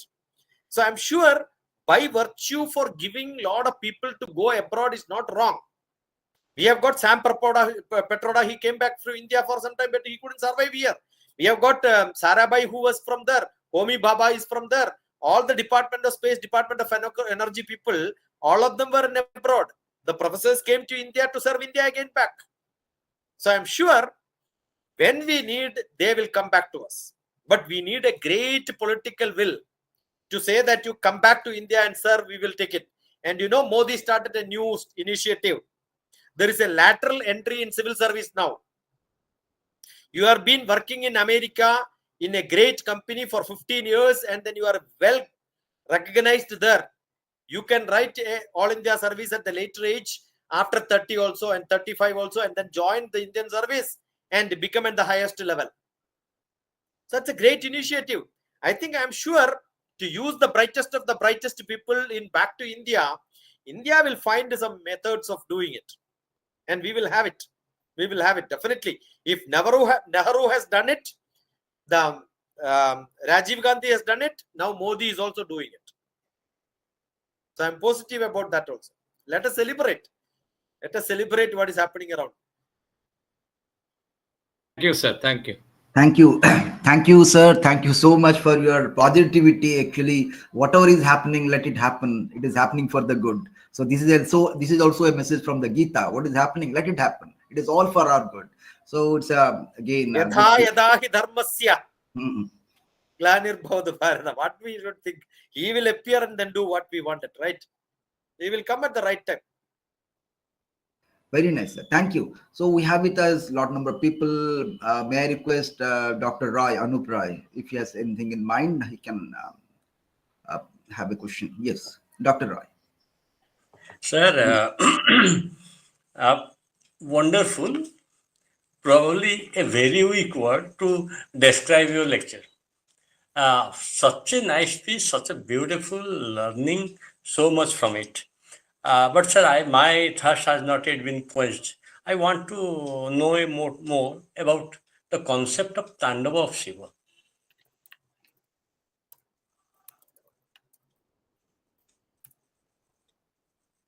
Tandavam is the cosmic dance of Shiva, in yes, which sir, there is a laya, a rhythm that is in the meditation samadhi level. So what happens is, when we do any action, who is Shiva's wife, that is Parvati. Parvati is Shakti. Doing all the action in the day, if you are not tired and still dynamic at the end of the day, the Parvati is still with you, the energy is still with you. What we can do is that dance with ecstasy. That method of getting into the Tandavam, which is the blissful dance. It is not the physical. It is the feeling, the joy, which we can see in Chidambaram, where we are in Tamil Nadu. And the cosmic harmony around me, that's the Rudra Tandavam. When the dance becomes totally destructive, that means anything negative is there, I will be able to kill that. So we have Ananda Tandavam, probably which we can see in the Chidambaram, the Rudra Tandavam, the Sandhya Tandavam, the dusk, the evening, the colorful evening, which makes me happy to see the day is going to end, I can have a peaceful sleep. The associated with all the energy levels, the Kalika Tandavam, the god Kali. The Kalika Tandavam is the Kali. Kali in the full bliss, all the energy is given to the Bhagavati. And that sort of a feeling when you have. And Tripura Tandavam. We have got all these different styles in which that energy which we have can be exposed into a different style. And that is what is Tandavam. So when I become successful, when I become fulfilled, on the end of the day, if I can go for a peaceful sleep, samadhi state, morning Brahma wakes me up and Vishnu makes me to do a lot of actions, and at the end I should have a blissful sleep. And that blissful sleep comes only when I am in total enjoyment, and that any enjoyment represented is with utsavam. Utsavam, ulsavam. Ulsavam is always dance, and that's what Tandavam should have. Thank you so much. Thank you so much. That's a beautiful question. Thank you. Thank you so much, sir. Thank you so much. We have many people here. Anyone, if they carry any question in mind, they are welcome to have a question. I'll wait for half a minute. Well, I see Dr. Prashant Sukla has joined. He's an expert in Greek philosophy, and let him have his observations on. He was there. He left for a while. He's back. I request him to have his observation or some question on the talk of Dr. TPS. Right. Namaskar, sir. Please. Namaskar, sir. Sir, first of all, I'm highly enriched by your learned lecture. And thanks a lot, sir. Really, really, I'm obliged for that. Sir, thank you. Sir, some of the points which I want to bullet in front of you, just for your kind perusal. Number one, at one particular time, you mentioned that the theory of karma, particularly the Nishkam karma, should be translated as deeds, not as action, which was very appropriate because I was also thinking about the issue since long. In fact, in the Greek philosophy, not only Heraclitus, once he talks about you cannot cross the same river twice and everything is flux. Other later Greek philosophers like Cynics, Cyrenaics, and Stoics have also mentioned exactly the same thing. So the lecture actually resonated the idea already mentioned in the later Greek philosophy. Now, one question always arises in my mind, and I find it very problematic, and I just want to put the query in front of you. Sir, whenever we discuss anything, particularly in Indian context, somehow I feel that we are taking a safe way out by saying that, see, philosophy should not be translated as darshan, karma should not be translated as action, and religion should not be translated as dharma. Uh, Very well put. And I totally agree with the idea. But then the problem is this. Most of the time, if I am teaching a concept, the paper of philosophy of religion, I translate it as dharma darshan. Whenever I translate philosophy or the department of philosophy, I mention as the darshan shastra vibhaga. Now, the point is that it is not a choice, but it a sort of compulsion by which we are sometimes bound to make such kind of translation. Now, this is a double binding on us because number one, we do not want exact transliteration, but at some time we are compelled, we are forced to do that. So, can you suggest some way out? Should there be two departments? One, Department of Philosophy, and other, Department of Darshan Shastra. But then that would be ridiculous. I'm sorry to say that.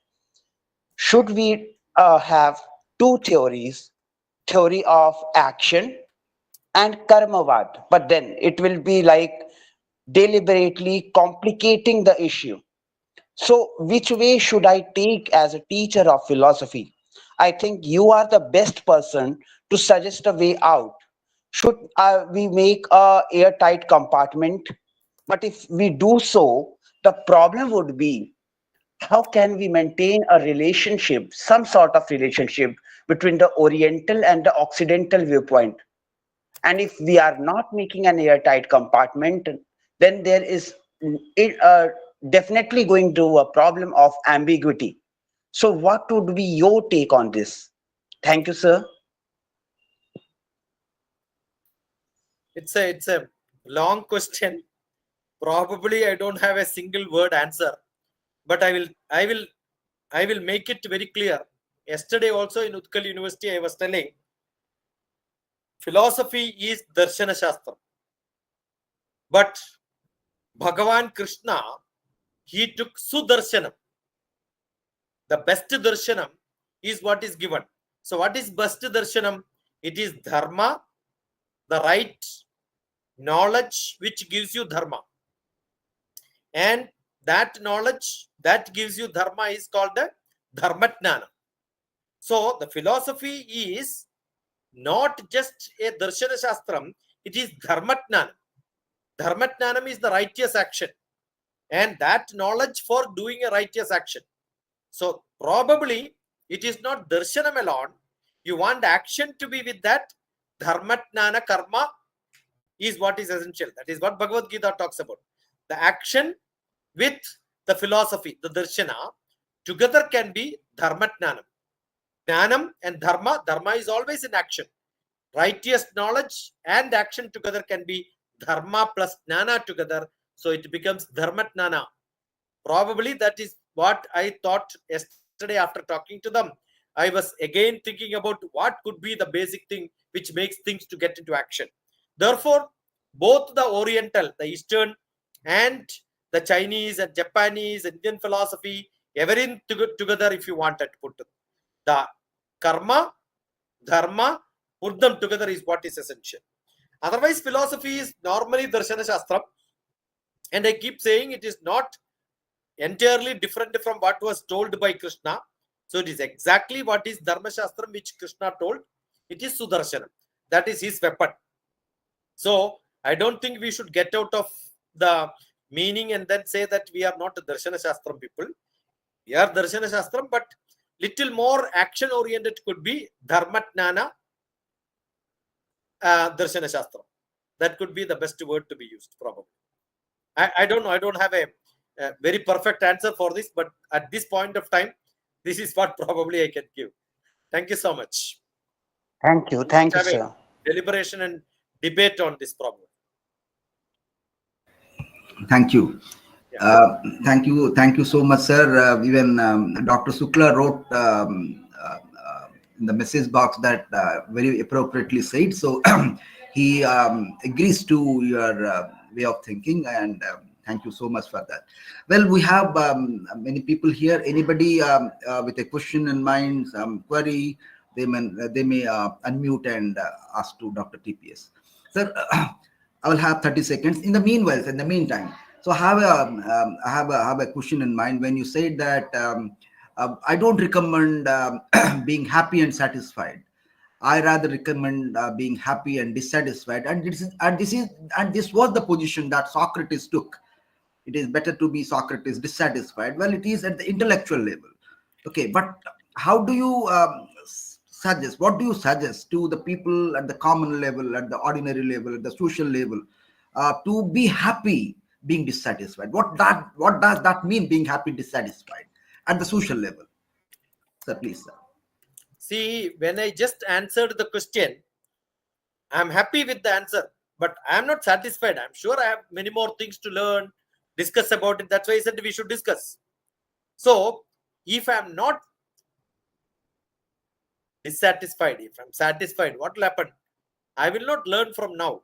I'm satisfied with my money. I will not work for money. If I'm satisfied with my knowledge, I'm not going to get knowledge more. If I'm satisfied with my power and position, I will not aspire to become higher in position. I think the world develops only when there are unsatisfied people.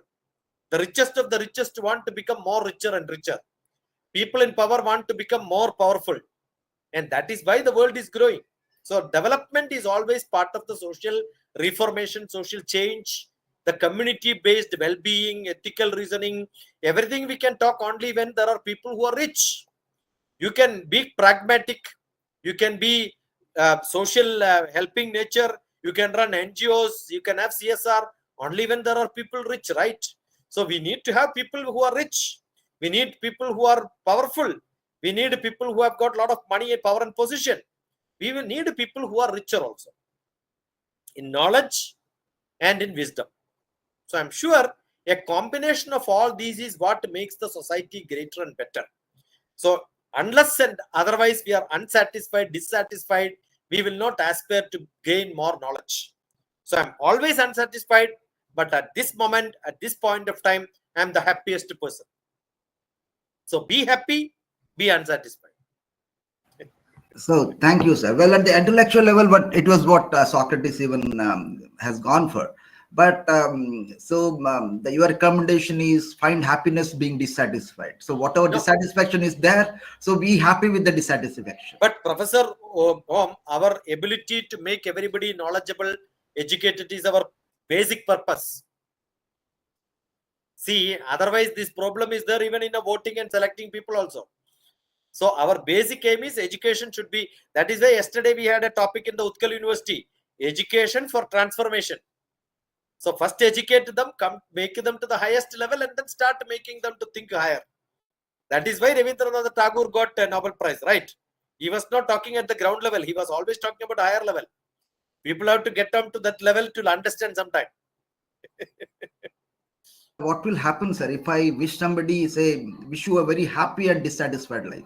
We have to get educated or give him a telephone number 950-20-38875. We will educate them. No, sir. What will happen if I give a message something like this? Wish you a very happy and dissatisfied life. Somebody is married and I say, wish you a happy and dissatisfied life. See, that is what the progress, that is what the development, that is when you will earn more. That when is that you will learn more.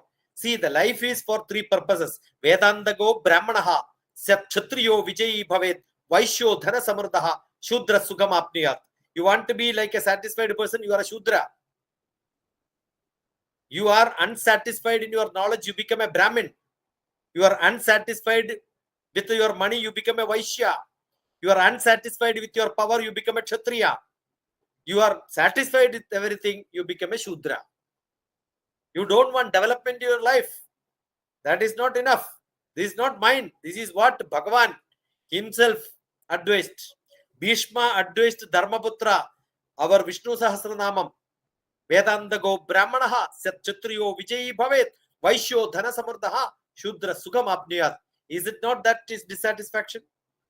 You have to grave, you have to aspire. I want knowledge, I want knowledge, I want knowledge. There are a lot of people who are blind. They don't want to learn anything. We must make their eye open. Let them be highly educated. Let them be at whatever age. Probably doesn't matter. I have got a beautiful satsang with a lot of ladies. All of them are senior people, retired people. They are learning in the group now. It is not for earning money. Learning is enjoying. You must enjoy learning. Then you feel, yeah, there is a development. Today evening was great because we learned something. Are they sitting in the classroom to get some money? No. They're at the end of the class. I am sure all these philosophy sessions at the end of the day make them unsatisfied. They must realize I have more things to learn in my life. If every answer is given, you say that everything is simple in this world, don't learn anything. Come to me, I will give you a solution. No. See, dissatisfaction only has created knowledge. That is why Bhagavad Gita started with Arjuna Vishada Yogam. If Vishadam was not there, unhappiness was not there, dissatisfaction was not there, there would have been no transformation for Arjuna to get into Moksha Sannyasa Yoga. Your unsatisfied life is what makes you to become more spiritual. You look at people who have come to learn. All of them are unsatisfied at some point of time.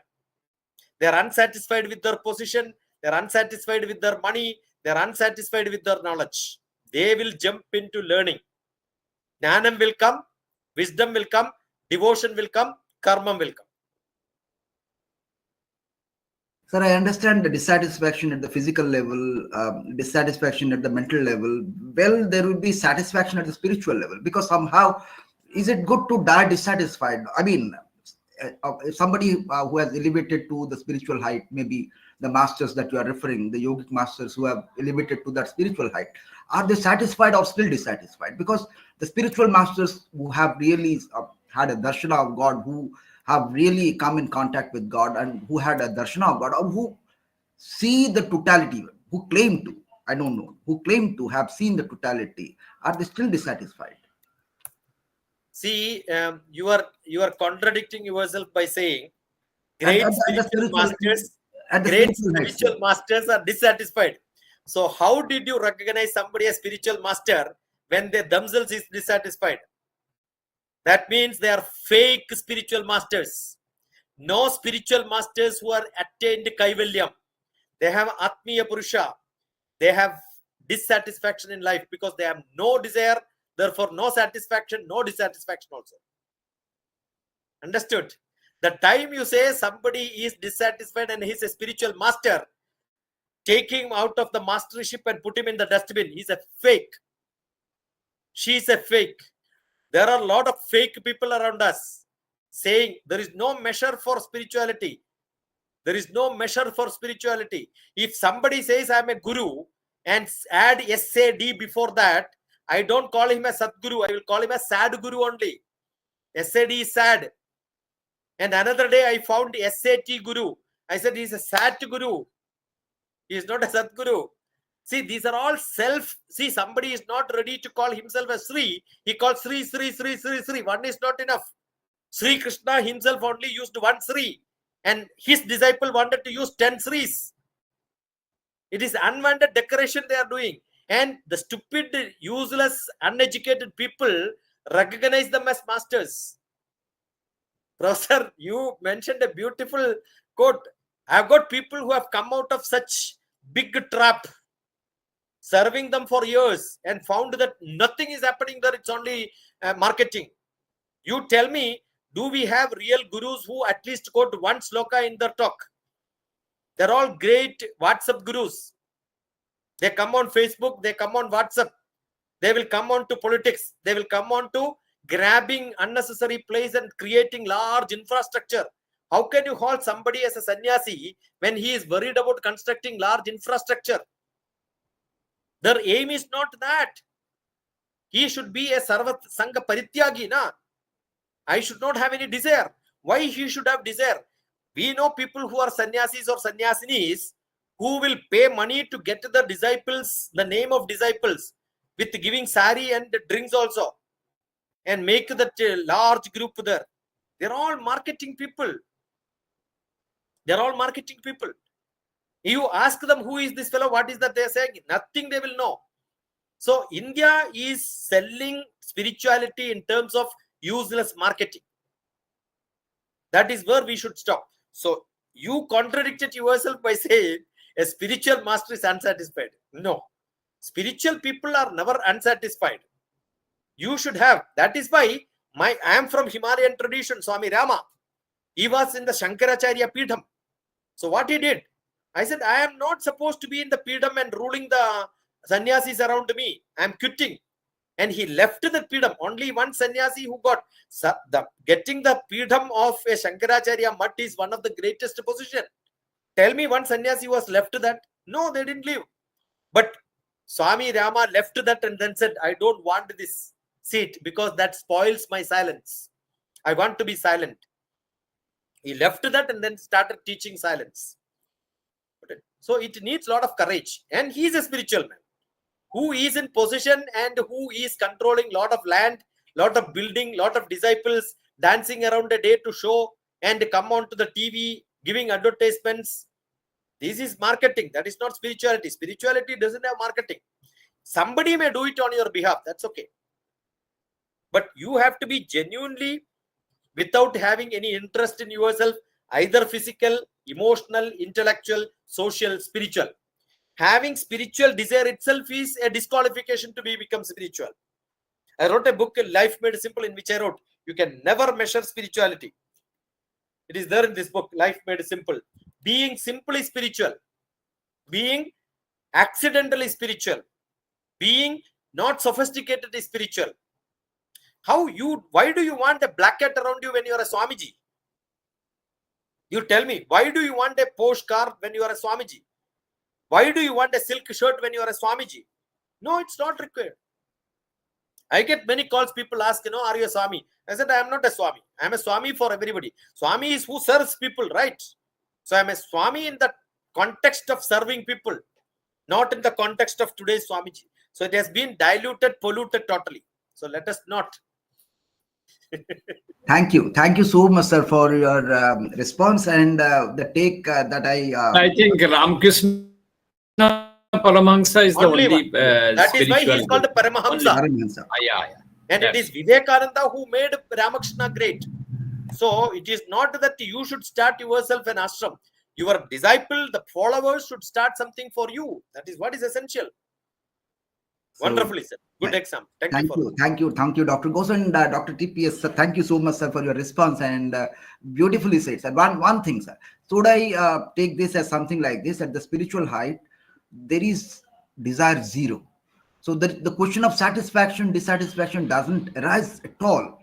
So the questions are meaningless. The question of satisfaction, dissatisfaction is meaningless because they have totally transcended from this world, from the mind, from the body, from the mind. They have transcended everything. There is no question of satisfaction or dissatisfaction. Now, I'll give you another easiest method. Thank you. I am coming to professor's house and professor is having, will you have tea? I'll say, oh, yes, you give me tea, I will have it. Shall I make a tea for you? I'll say, not required. So I will have it, but I don't want to trouble you to get a tea for me. Do you mind having tea? Oh, no problem. If it is ready, I will have. Understood? So I have no attachment. I have no bondage. I have no detachment. When you talk about detachment, there is an attachment. When you talk about Dvaitam, there is an Advaitam, Dvaitam. All this is complicating too much. This is what our problem is. So it is not desireless. It is not having bondage to the desire. That is why Sthita Pratna. Dukheshu anudhikna mana sukheshu vigata spruha vida raga bhaya krodha sthita. It doesn't mean I don't have anger, I don't have desire, I don't have affinity, I don't love people, I don't understand others' feelings. Everything is there. But I am not bounded by that. I have my liberty. I have my liberty. That liberty makes me out from all this. It is what is Kaivalya Avastha. There is nothing second to that word. Kaivalyam. Kaivalya Siddhi. Bhagavan Krishna himself says in Bhagavad Gita, what are the qualifications for you to have a Kaivalya Avastha? That's enough. Very nicely said, sir. It is again, so again, I make a correction to myself. It's not desire zero then. It is freedom. It is freedom. It's freedom. It is freedom. It is freedom. Thank you so much, sir. Thank you so much. Well, Srikala P, she has something in mind. I request her to unmute and have a question because she was raising her hand. I think Srilekha P. I saw her raising her hand. Anyway, anybody having some issue in mind, and we have he is not available very often, and he is with us today and clarifications. Narayanji, I am always available on my telephone. Thank you so much, sir, for your kind heart. Thank you so much, sir. I avoided during your visit to Bhubanesh. I avoided because you would be busy. That's why I kept on messaging you. It is only when I felt it is high time I should talk to you. Always. I only called, sir. Thank you, because I didn't want to disturb you. Okay. Anyway, somebody here in the group. Anybody, any question? They are welcome because your questions actually bring in a lot of things to learn. Because as Dr. TPS says, honestly says that he wants to learn, and we learn when he speaks. So that's the greatest thing that I think we must have a good time for Pramodji for concluding. Yes, we are moving to him. Okay, only when this list is exhausted, people will not complain that we had something in mind and we were ignored. So to avoid that problem, let us clear all people. Then we'll move. Shall I ask one simple question? Yes, sir. When you are talking about domain, can we just make this type of compartments that in the Oriental situation it is intrinsic, and in the Occidental, as Prashant Shukla was taking, that is extrinsic. So you are talking about intrinsic and extrinsic. So far as the Indian and the Western domain is concerned. So if I have got you right, so what would you react on it? So what is the question? I didn't get. When we're talking about domain, the domain of our Indian and the Oriental, this is intrinsic, and whereas in the Occidental and the Western, it is extrinsic. So can we make such a distinction?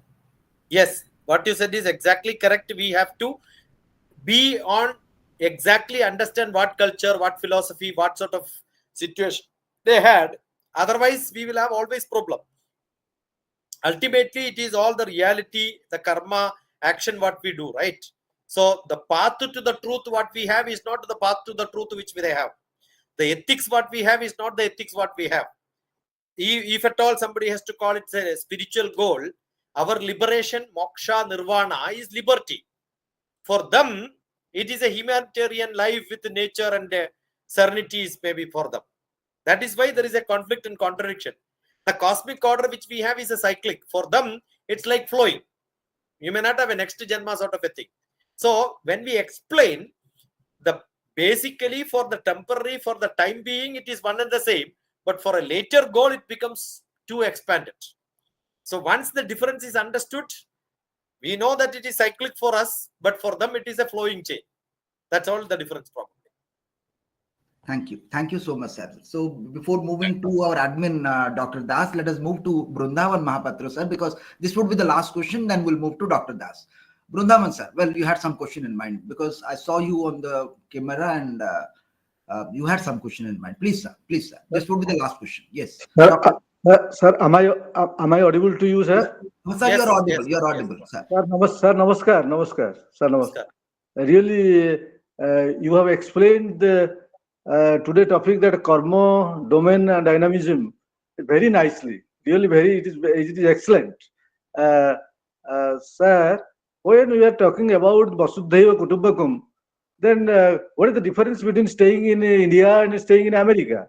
I feel no difference. One thing. Sir, another question I want, another answer I want to know from you that when you are talking about dharma, artha, kama, and moksha, dharma relates to duty or a regulative principle of human life. Number one question. Number two, that when to Ranjit sir, I am asking him that why did he demotivated his son to go outside? When we are talking about the Vasudhaiva Kutumbakam, it is not correct what I think. No, I'm sure I agree with you, Professor Mahapatraji. I explained the same way. People should go abroad, nothing wrong in that. Right? Okay, sir. Okay. Nothing wrong. See, why don't people go? It's not a brain drain because we have got a lot of people. That's why I said it's like, the ocean where water goes up, it will come back to us again. Wherever they go, if they are patriotic, they are worried. I don't mind. My children need not stay in my house. Let them go to different part of the country and then work. But always they should have an affinity towards my family, my life, my parents and all that. Similarly, when people can go abroad and then make money, but the cultural erosion should not happen in their mind. The exploration of the natural activity, affinity which they have towards their country, towards their parents should happen. So Vasudhaiva Kudumbakam doesn't mean that it is my wife, my family, my life, my teacher, my guardian, my parents. It should be the whole world. So the world is our Kudumbam. Nothing wrong. But I must think about where I got my knowledge, where I got my janma, where is my karma dharma, where I had my bondage.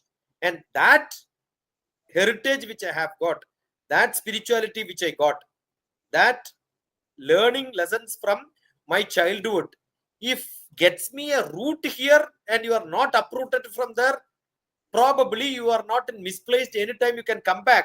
If you have that feeling, you are great. But what happens to most of the people, this generation will go there. We call them at different generations. I belong to baby boomers generation.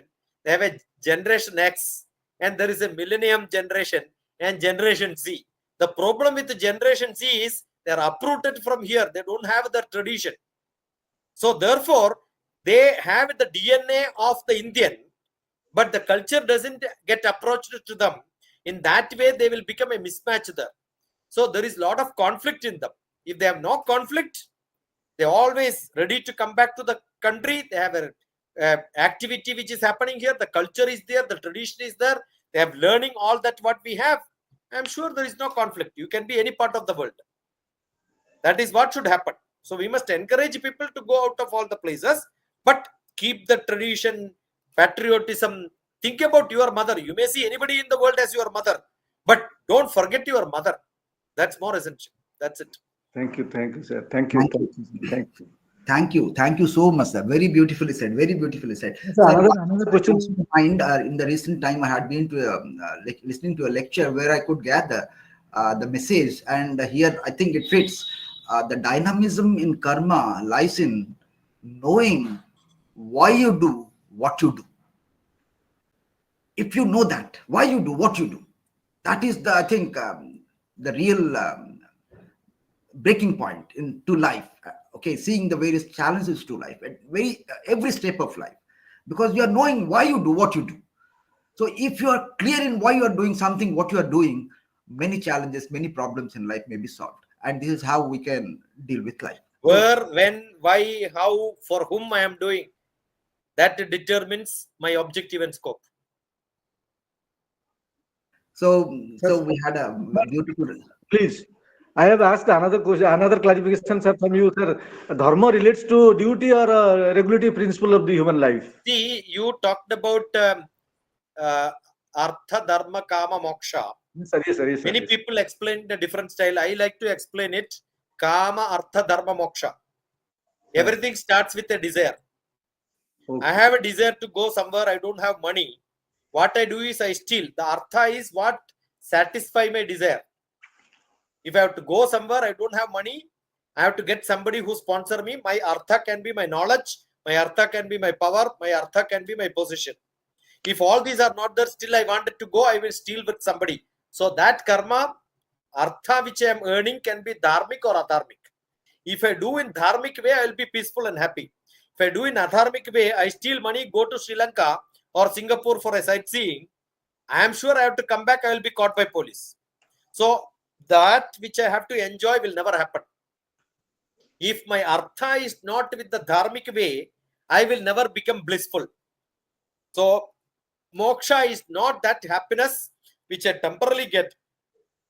Moksha is that permanent happiness which I get in this world.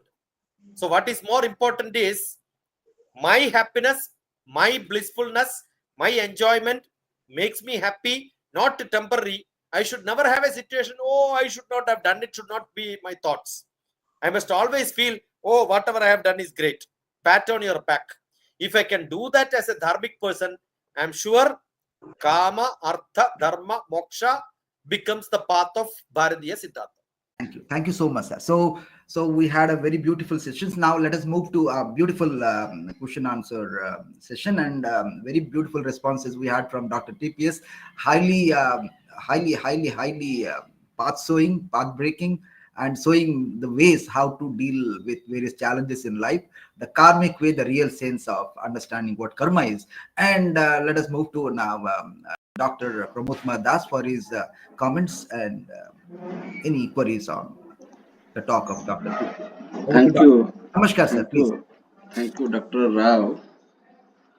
We all appreciate the domain and dynamism of Dr. T.P. Sasikumar. We all noticed that the domain of his knowledge and the way he is speaking since 2 hours non-stop, and we are asking questions one after another. We should be very much sympathetic. Anyway, Still fresh, sir. Still fresh. Still looking fresh, and that is yes, the dynamic. that is dynamism. Okay, yes. The topic was given by me, the karma, the domain, and the dynamism.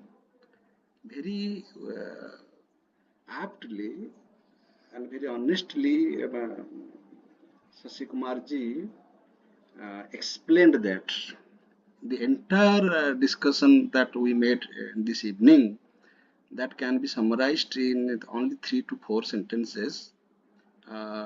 Domain is the sphere, the scope, and dynamism is the possibility. finished. What is the sphere? That is the preconditions, that is the determining factors of our being.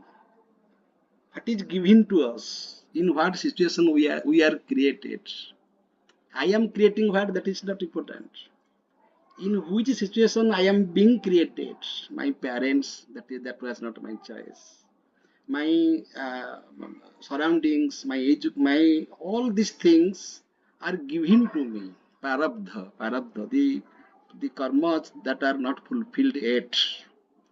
We have to accept our conditions. This is the domain, because we have to stand somewhere. We have to start somewhere. We have, that is the asset for us.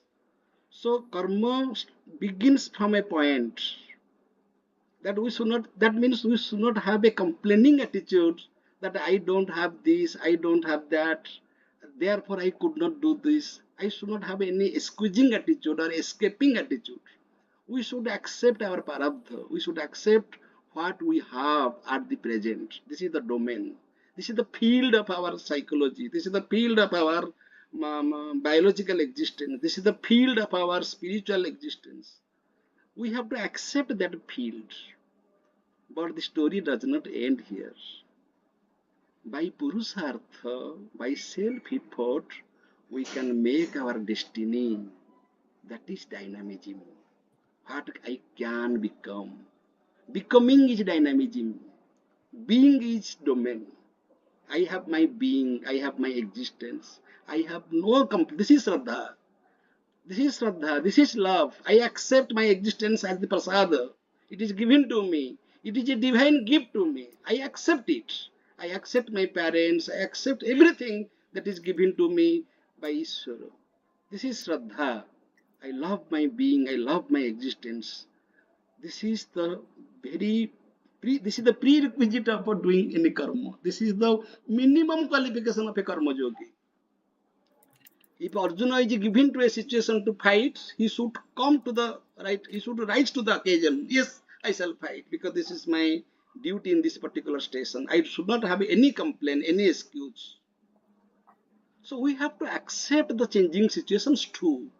If situations are changing, we have to tune our mind to the situations. This is called rationality. Otherwise, we are not educated. Number one. Number two, therefore, this is happiness. The happiest man is he who can accept his parabdha. But he should be dissatisfied because whatever efforts he is accepting to reach the perfection, he is always found imperfect because perfection is yet to be achieved, is yet to be achieved, is yet to be achieved because nobody has seen tomorrow. So nobody is totally is the totality, is the complete personality. Purushottama, nobody is the Purushottama. I know that I am Aham Brahmasmi, I am that pure consciousness, but I am trying to be that, I am trying to be that. Therefore, I am always dissatisfied with my acquired knowledge, acquired energy. This is the meaning of dissatisfaction. If I am satisfied, then the story ends there. The efforts end there. That is equal to death. If I am satisfied, there is no tomorrow, no next moment, no energy, no motivation. Everything ended there. So I am happy with my parabdha, but I am dissatisfied with my self-effort, with my purusartha, because I want to be still better, still better, still better, and that is life.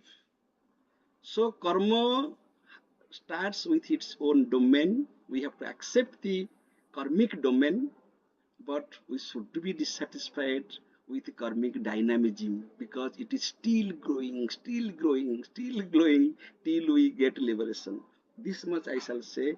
I totally agree with Dr. P. Sasikumar ji and entire discussion initiated here by all the great people present here. This was a very wonderful session and we all enjoyed. Thank you all, thank you all, thank you. Grateful to all.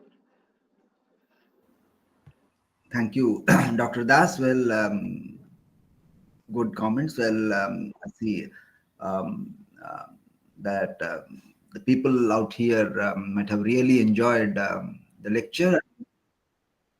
thing. Uh, If we'll take the examples of domains, whatever we discussed here, the social condition, the economic condition, the political condition, all these things are also our domain. We can't have that, our nationality, all our religion, all these things include the karmic domain. We should not have any complaint. We should not shift to America to be a karma yogi.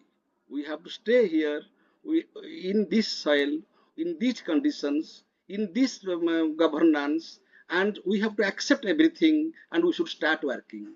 That is the nature of a karma yogi. Thank you. Thank you, Dr. Das. Thank you, And Pramod Ji. Thank you, Professor Pramod Ji. Thank you, Professor Narayan Rao Ji. Thank you, all the people who presented.